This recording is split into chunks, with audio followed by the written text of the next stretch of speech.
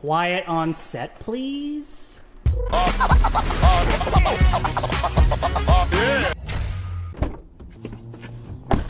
All right, today is an exciting day. I have the wheels in the back. I'm taking them right now to the tire shop to get our new tires mounted. So let's go.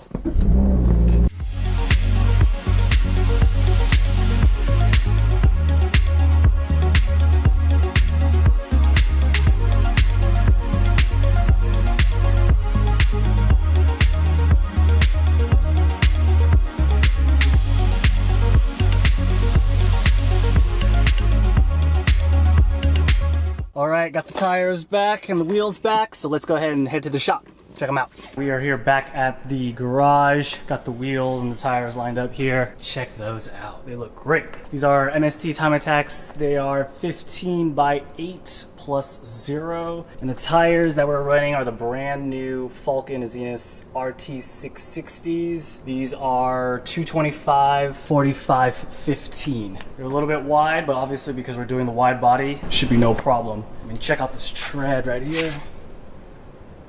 Yeah, these look great off the car. The car's not quite cut yet, but let's go ahead and try to see if we can mount these up just to kind of get an idea of how they look. All right, so the wheels are mounted on the car and they look great. Oh, I'm super stoked. They look so good. They're definitely poking though. But that's all right, because we're gonna go ahead and we're gonna put the wide body flares on it soon enough. These look amazing. I mean, just look at that stance on it. All right, so let's go ahead and just continue. All right, so today I wanna get started and cut the rear bumper. I've seen a couple of examples of Miatas with cut bumpers and I kinda like the way it looks. And people also say that there's like a parachute effect with the rear bumper because of how low it sits. So cutting it also, I guess, has some aerodynamic benefits, but I am mainly doing it for the looks. So I started off using the muffler exit side as kind of like a template. Did my best to measure straight across, taking incremental measurements from this line down here to kind of get it as even as I could across, and then roughly try to sketch out the curved portion at the end. So hopefully that is a good template and it doesn't look funky. But the next step is I'm gonna go ahead and take off the bumper and get it ready for cutting. Oof, wish me luck. All right, so the rear bumper is off. It wasn't too bad of a process. There is one bolt here holding it to the fender. Obviously another one on the other side. And then the easiest way to drop the bumper is there are 4 bolts on each side, just right behind the frame here. And once you do, I think they're 14mm, you take those off, then the bumper should be able to pop out. Just to show you, here's the bumper. Just to show you what I mean. This is the rear support, and you can see those are the 4 that you need to pop off, and then the whole thing will just drop. There is one cable, I believe, on the driver's side that you'll need to go ahead and make sure you remove, but other than that, pretty straightforward. So the next step we're gonna do is we're gonna go ahead and remove this rear support here, and I believe there's 1, 2, 3, 4, 5, 6, 7. There are 7 of these like clips we'll have to take off. And then also on the bottom, there's 1, 2, 3, 4, 5 clips. So I'm gonna go ahead and take those off, and then hopefully the bumper support will separate from the rear bumper cover. And just like that, the bumper support is separated from the bumper cover. So we can go ahead and start prepping to get ready to cut it.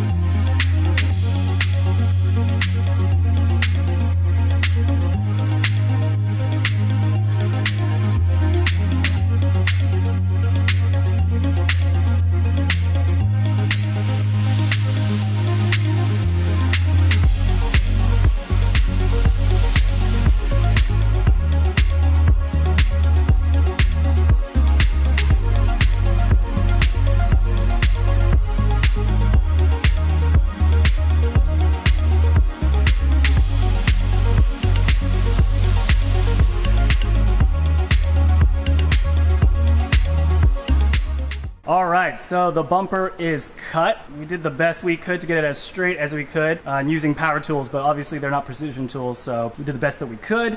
We basically used this reciprocating saw here to do a majority of the cuts along the edge, and then we finished it off with the angle grinder and a grinding wheel to kind of smooth it out, and then also to do our best to kind of fix the jaggedness and kind of get it straightened out.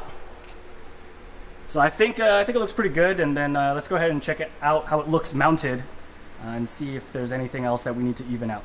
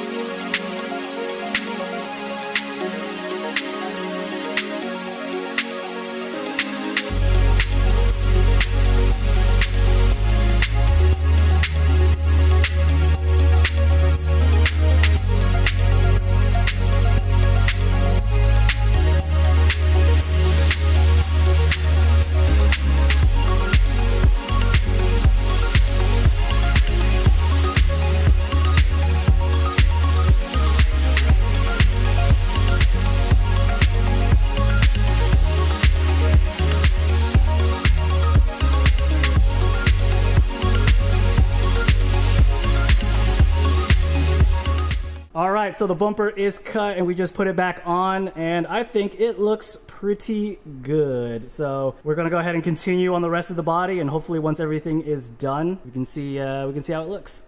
So we are going to fit our $40 eBay lip. This is the bump that's gonna go on the car. So what I did was I lined up the corner holes and just zip tied them to hold them into place, because right now I'm just trying to dry fit this lip just to see how it looks. Already drilled in a couple of self-tapping screws again just to hold it. Probably for a more permanent solution, I'll drill some holes and we'll use actual like nuts and bolts, and then also some like double-sided tape. Again, just trying to mount it up. Fitment's pretty good. You can kind of see on the sides here. Focus. It actually lines up pretty good. And same on the other side.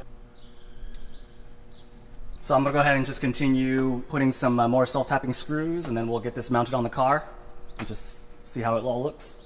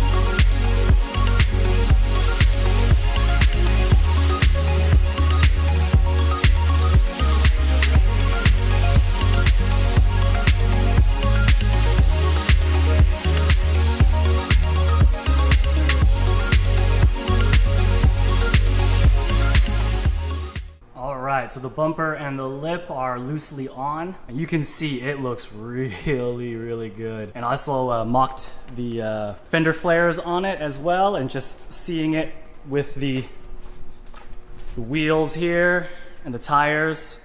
Oh man, it's all coming along real good.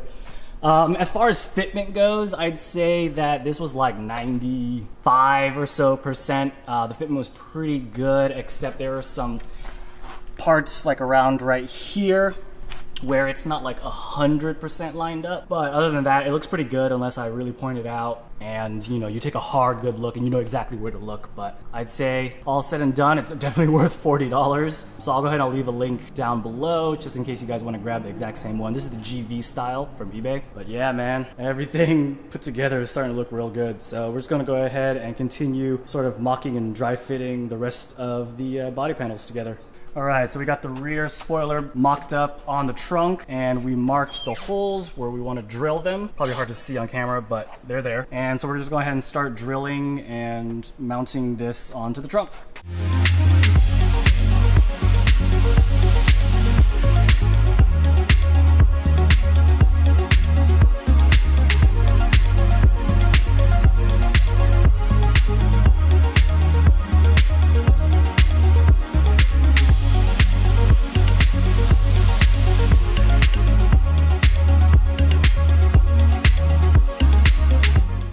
Just kidding, I am throwing out these rubber well nuts. They are trash. So I went ahead and bought these metal riv nuts. A lot better, they're really simple. They have this rigid edge here to prevent spinning, and this is just the proper way to do it. So if I were to do this all over again, I wouldn't have even bothered with those rubber ones and just have went straight to these metal ones. The tool itself is like 30 bucks, and a pack of 50 is like another like $5 or $7. So I'll leave links in the description below for those. But yeah, if you're gonna do this, just go straight to these, don't even bother with the rubber ones. So this is the tool that you're gonna use to install the riv nuts. Basically what happens is you screw one of these onto the threaded adapter, and then this pack comes with a bunch, some metric and some standard. And essentially what happens is when you squeeze these handles together, it makes the riv nut mushroom, and this is kind of what holds it onto the trunk. Super easy to use. I'll leave a link down below for you guys to go ahead and check it out. But yeah, again, go straight for this. Don't even bother with the rubber stuff. All right, you can see we already installed a couple onto the trunk already. Unfortunately, we had to go up a couple sizes. This is an M8. We were originally using M5s just because these metal riv nuts are a bit larger than the rubber ones, but much easier to install. Already pre-drilled some of the holes larger so that these will fit. So now let's go ahead and just redo the trunk with the proper riv nuts.